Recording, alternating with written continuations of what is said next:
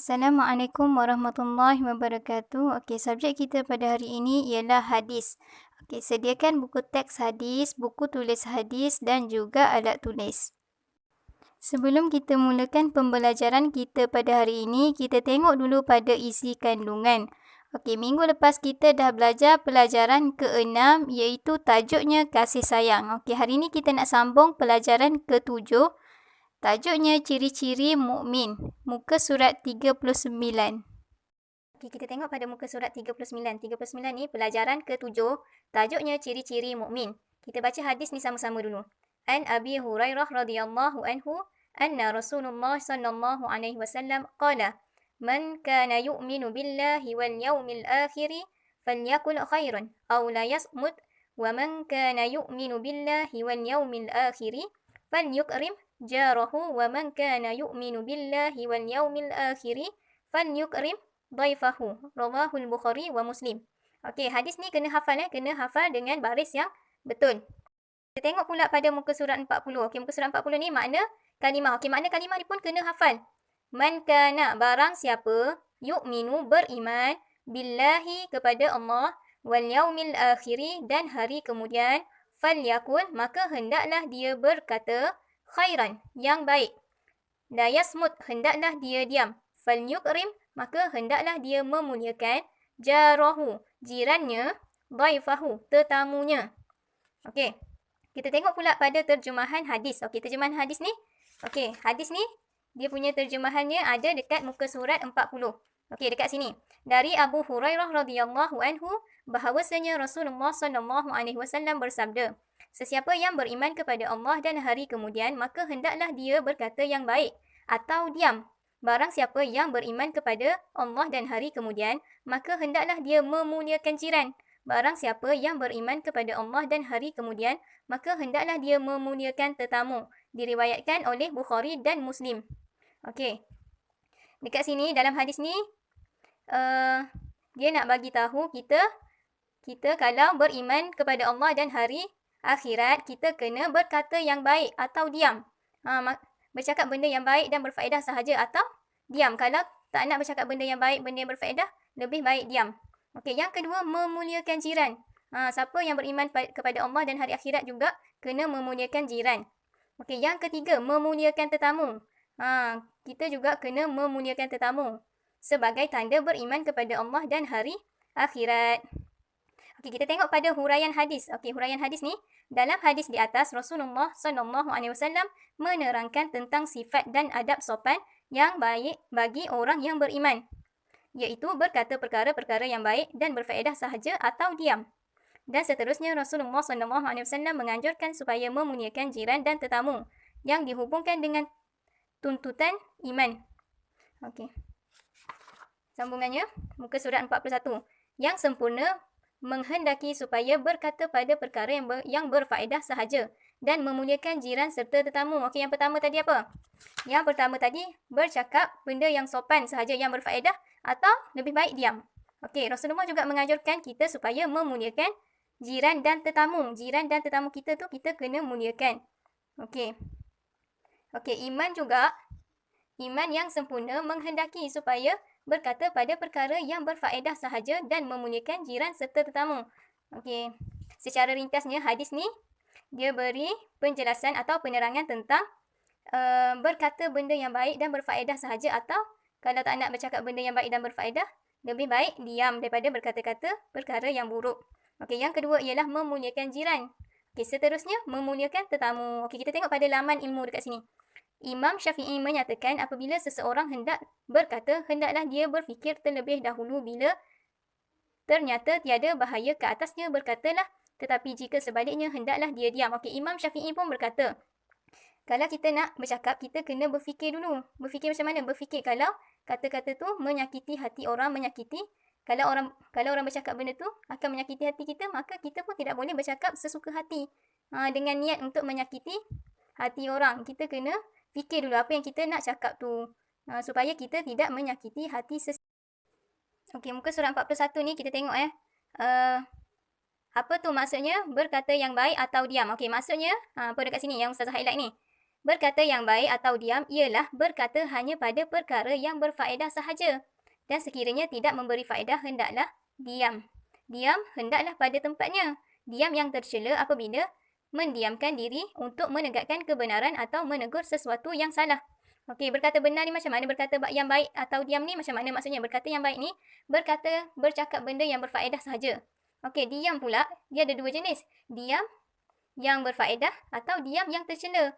Okey, diam ni kena sesuai pada tempatnya. Okey, diam ni bila perkara kita perlu diam bila kita nak bercakap benda-benda yang buruk sahaja.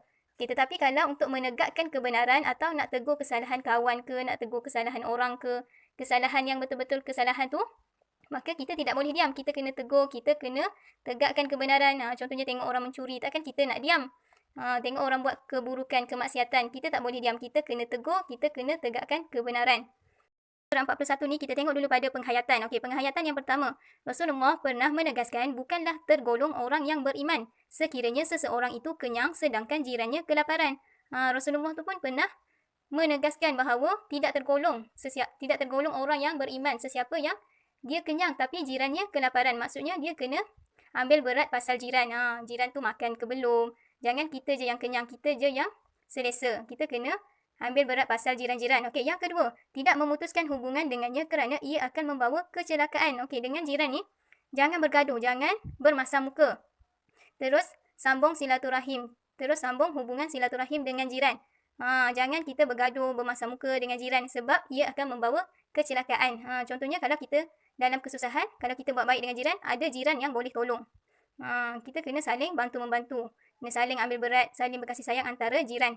Okey, yang ketiga, tiap kata-kata akan dicatat sama ada yang baik atau buruk. Okey, setiap kata-kata kita ni baik ke buruk ke, malaikat akan catat. Kalau baik, maka baiklah. Kalau buruk, maka buruklah. Yang kita dapat berdosa lah. Kalau yang baik, dapat pahala. Kalau yang buruk, dapat dosa. Okey, tengok pintasan minda. Okey, pintasan minda ni mengatakan sesuatu yang baik. Okey, mengatakan sesuatu yang baik ni macam mana? Apa yang baik tu? Okey, yang pertama, menyeru kepada kebaikan. Yang kedua, membaca Al-Quran. Yang ketiga, berzikir kepada Allah. Yang keempat, mencegah kemungkaran. Yang kelima, tunaikan solat. Ni adalah sesuatu yang baik, mengatakan sesuatu yang baik. Pertama, menyeru kepada kebaikan. Ajak kawan-kawan, ajak orang ke arah kebaikan. Yang kedua ni, baca Al-Quran. Tak ada sebaik-baik perkataan melainkan membaca Al-Quran. Okey, yang ketiga, berzikir. Berzikir ni kepada Allah. Okey, yang keempat, mencegah kemungkaran. Bila kita tengok kemungkaran, kemaksiatan, kita kena cegah. Okey, yang kelima, tunaikan solat. Kita kena tunaikan solat. Okey, tengok dekat sebelah ni. Apa yang pelajar ni kata, murid ni kata? Siapa yang banyak berkata-kata, banyaklah silapnya. Siapa yang banyak silapnya, banyaklah salahnya. Siapa yang banyak salahnya, banyaklah dosanya. Jadi, kita hendaklah berfikir dahulu sebelum berkata-kata. Kalau kita bercakap banyak, berkata banyak, maka banyaklah kesilapan yang kita buat. Kita tersilap. Kita bercakap, kadang kita tak sedar, kita tersilap cakap. Tersalah menyakiti hati orang. Siapa yang banyak silapnya, banyaklah salahnya. Banyaklah kesalahan dia dengan orang. Okey, siapa yang banyak salahnya, banyaklah dosanya. Bila dah tersalah cakap, bila dah menyakiti hati orang, maka banyaklah dosa. Okey, jadi kita hendaklah berfikir dahulu sebelum berkata-kata. Okey, sebelum kita nak berkata-kata tu, kita kena berfikir dahulu. Okey, seterusnya muka surat 42. Okey, 42 ni memuliakan jiran. Okey, apa maksud memuliakan jiran tu? Okey, jiran tu sendiri, kita kena tahu dulu siapa tu jiran. Okey, jiran ialah orang yang tinggal berhampiran dengan rumah kita. Jiran bukan hanya tertentu kepada orang Islam sahaja, bahkan orang kafir juga adalah jiran kita yang perlu dihormati. Okey, jiran ni orang yang tinggal berdekatan atau berhampiran dengan rumah kita. Okey, jiran juga ni bukan tergolong daripada orang Islam sahaja. Kalau jiran kita ada orang India, orang Cina, orang yang berbeza agama, maka tu juga dikira atau dipanggil jiran. Kita tidak kira agama berjiran ni. Islam ke, kafir ke, tetap kita berjiran dan kita perlu hormat jiran. Jiran tu perlu dihormati. Okey, kita tengok pula tu secara umumnya lah. Tu jiran, maksudnya jiran. Okey, kalau secara khusus. Okey, jiran secara khusus. Yang pertama, orang yang tinggal serumah. Orang yang tinggal serumah dengan kita tu dipanggil jiran juga. Okey, lepas tu orang yang tinggal senegeri dengan kita. Orang yang tinggal senegeri, satu negeri. Tu dipanggil jiran juga. Okey, lepas tu orang yang berdekatan dengan rumah kita pun dipanggil jiran juga. Okey, lepas tu orang yang tinggal dalam lingkungan 40 buah rumah di segenap sudut. Okey, yang ni 40 buah rumah di segenap sudut ni, maksudnya depan rumah awak tu 40 rumah. Ke depan tu maksudnya tu masih jiran awak. Lepas tu dekat sebelah tengok ada 40 buah rumah. Tu pun sebanyak 40 buah rumah tu adalah jiran awak. Maksudnya ramailah jiran awak. 40 depan, 40 kanan, 40 kiri, 40 belakang. Di setiap sudut tu 40 buah rumah tu adalah jiran awak. Ramainya jiran kita ni. Okey, kita tengok pula maksud memuliakan tetamu. Okey, maksud memuliakan tetamu ni ialah melakukan kebaikan kepadanya serta melayaninya dengan baik dan bersopan sesuai dengan keadaan.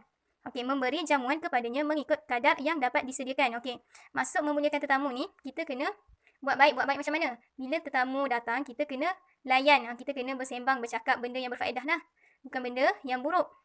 Okey, kita kena layan, kita kena bersikap sopan. Okey, bersikap sopan ni bercakap dengan sopan, berpakaian sopan, menutup aurat sebab tetamu, kita ada tetamu. Kita kena jaga aurat dan juga bercakap dengan sopan. Okey, sesuai dengan keadaan. Okey, kalau tetamu kita tu lelaki, kita kena layan dia seperti tetamu lelaki. Kena jaga aurat apa semua, kena jaga percakapan. Okey, sama juga bila perempuan pun, sama juga kita kena jaga adab dan tutur kata kita. Okey, dan memberi jamuan kepadanya. Okey, bila tetamu tu datang ke rumah kita, kita kena sediakan jamuan. Okey, bukan jamuan tu yang macam mana? Kena bagi makan nasi ke? Kena bagi makan kenduri ke? Bukan. Kita kena ikut kadar yang dapat disediakan. Okey, kita boleh hidangkan biskut. Okey, kita hidangkan biskut. Kita boleh hidangkan nasi. Makan nasi. Okey, hidangkan nasi. Kalau boleh hidangkan minuman je. Okey, bagi minuman. Tu maksudnya mengikut kadar yang dapat disediakan. Kalau kita tak mampu, kalau sekadar boleh bagi minum air je, kita bagilah air. Okey. Lepas tu kita pergi kepada kewajipan tuan rumah. Okey, bila tetamu datang, okey, kita tengok kewajipan tuan rumah ni bila tetamu datang. Okey, tuan rumah hendaklah memberi makan dan minum serta penginapan sekurang-kurangnya selama 1 malam dan sebanyak-banyaknya 3 hari. Okey, bila tetamu datang ni, kita kena beri makan, kena sediakan makan, minum. Lepas tu, berilah tempat tinggal. Okey, tempat tinggal tu, bagilah dia duduk rumah kita sekurang-kurangnya 1 malam. Okey, bila dia nak bermalam, kita kena bagi dia bermalam 1 malam tu sekurang-kurangnya lah. Kalau sebanyak-banyaknya 3 hari. Okey, selama 3 hari tu dipanggil tetamu. Okey, muka surat 43. Muka surat 43. Okey, tadi kita dah tengok kewajipan tuan rumah. Okey, ni kita tengok kewajipan tetamu pula. Tetamu pun ada kewajipan juga. Orang yang menjadi tetamu hendaklah bertimbang rasa kepada tuan rumah dan hendaklah berikhtiar agar tidak menyusahkannya. Okey, orang yang jadi tetamu ni dia kena bertimbang rasa. Kalau tuan rumah tu susah, orang yang susah, orang yang miskin, dia kena bertimbang rasa. Dia pun kena jaga percakapan, pertuturannya dengan tuan rumah pun kena jaga, kena bertimbang rasa. Jangan semata-mata datang ke rumah orang tu nak menyusahkan orang. Tak boleh macam tu. Okey, lepas tu dia kena usaha supaya tidak menyusahkan tuan rumah. Jangan menyusahkan tuan rumah. Jangan memberatkan, nak itu, nak ini datang rumah orang, nak itu, nak ini, tak boleh macam tu. Dia kena berikhtiar atau berusaha supaya tak menyusahkan tuan rumah. Okey, yang kelima, masa bertamu ialah sekurang-kurangnya 1 hari dan sebanyaknya ialah 3 hari. Kita bertamu ke rumah orang ni, kita tidak boleh lama-lama. Paling kurang 1 hari. Paling banyak pun 3 hari. Lepas tu kita baliklah ke rumah. Tak boleh duduk lama-lama dekat rumah orang. Paling banyak pun 3 hari sahaja. Bimbang kita menyusahkan tuan rumah. Okey, yang keenam, orang yang menjadi tetamu tidak digalakkan menyusahkan tuan rumah. Okey, kalaupun kita nak jadi tetamu orang ni, kita tak perlulah meminta-minta dilayan dengan istimewa, nak bagi makan sedap-sedap, nak bagi tempat tinggal yang selesa. Kita kena terima seadanya. Tuan rumah tu macam mana? Kita kena terima. Kalau dia hidup sederhana ke, hidup miskin ke, tak selesa ke, kita kena terima kalau kita nak bertamu dekat rumah orang. Tak boleh nak harapkan orang tu layan kita, bagi keselesaan, bagi tempat tinggal yang mewah. Tak boleh macam tu. Kita kena terima tuan rumah dengan seadanya juga. Okey, tuan rumah pun kena seboleh-bolehnya memuliakan tetamu. Okey, sama-sama lah, sama-sama adil. Tuan rumah usaha nak layan dengan sebaik-baiknya. Okey, seterusnya kita tengok pada nilai murni. Okey, nilai murni pada hadis ni. Okey, yang pertama, berfikir sebelum berkata-kata. Okey, kita kena berfikir dulu sebelum bercakap atau berkata-kata. Yang kedua, menghormati jiran. Kita kena menghormati jiran sama ada Islam ataupun bukan Islam. Okey, yang ketiga, berbuat baik kepada tetamu dan jiran akan membawa keberkatan. Okey, di sebalik kita buat baik kepada tetamu dengan jiran tu, akan Allah bagi kita keberkatan. Kita nak berkat tu, kita kena buat baik kepada tetamu dan juga jiran. Okey, yang keempat, berusaha mencegah kemungkaran dan pertingkatkan ibadah. Okey, kita kena berusaha mencegah kemungkaran. Bila tengok orang buat kemungkaran, kemaksiatan, kita kena cegah. Dan kita kena juga tingkatkan ibadah kita. Okey, itu sahaja pada hari ini. Kita tengok muka surat 44 ni. Okey, 44 ni kita ada aktiviti ataupun latihan. Okey, latihan ni yang Ustazah tanda je awak buat. Okey, soalan nombor 2, 3, 4, 5, 6 dan 7 sahaja yang awak buat. Okey, yang pertama, apakah perbezaan diam yang disuruh dan diam yang dicela? Okey, jawapannya ada pada muka surat 41 Okey. Okey, diam yang disuruh tu adalah diam ya bila kita nak bercakap benda yang tak berfaedah tu kita disuruh diam. Tapi diam yang tercela ni macam mana? Okey, diam untuk menegakkan kebenaran dan menegur kesalahan. Okey, bila kita diam untuk tegur kesalahan, untuk tegakkan kebenaran tu adalah diam yang tercela. Okey, yang ketiga, siapakah orang yang disarankan agar kita menghormatinya? Tadi dah ada lah. Dekat huraian hadis pun ada, dekat terjemahan hadis pun ada. Siapakah yang disarankan untuk kita hormat? Ada 2. Jiran dengan tetamu. Dekat sini Ustazah tulis dah ada pada muka surat 40. Okey, yang keempat, siapakah yang dimaksudkan dengan jiran?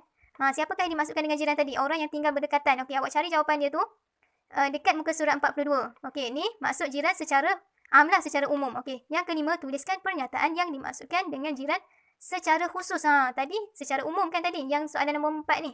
Soalan nombor 5 ni secara khusus. Yang tinggal 40 buah setiap sudut, yang tinggal serumah. Okey, yang tu. Ni yang secara khusus. Okey, soalan nombor 6, apakah kewajipan tuan rumah? Okey, ada pada muka surat 42. Apa kewajipan tadi tuan rumah kena buat apa? Ada pada muka surat 42. Okey, yang ketujuh, apakah kewajipan tetamu? Dia ada 2 kan, kewajipan tuan rumah. Okey, kewajipan tetamu pun ada juga dekat muka surat 43. Okey, yang ni latihan ni kena buat dalam buku tulis hadis.